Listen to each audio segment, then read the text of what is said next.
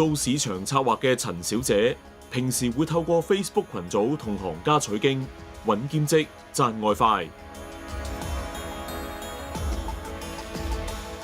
佢有次見到貼文，請兼職推高購物網站流量，加入一個 WhatsApp 群組，同網上平台登記之後，管理員會每日派刷單工作，限住請幾多人。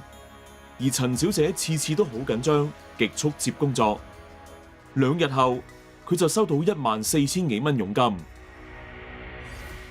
出咗第一次佣金俾我之後，嗰個人就話要做一個修復系統嘅工作，要我入錢先可以做到刷單。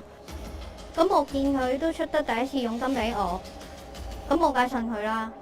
所以4日之內，我都入咗17次嘅錢去唔同嘅銀行戶口，咁總共都45萬蚊嘅。到後尾我想問佢攞翻啲傭，嗰個人又要我入成10幾萬去再去 activate 翻。咁我同佢講我冇晒錢啦，佢就 WhatsApp 啊網站嗰啲全部幫晒我。咁我梗係知自己俾人呃啦。騙徒嘅招聘廣告咧，一般都會開出優厚嘅條件，例如高人工啦，唔需要工作經驗，即日出糧或者在家工作。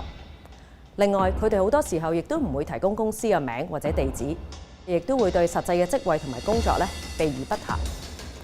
想預防求職騙案，市民應該先了解嗰間公司嘅背景或者業務性質。如果被要求要交行政費或者申請貸款，就更加應該小心啦。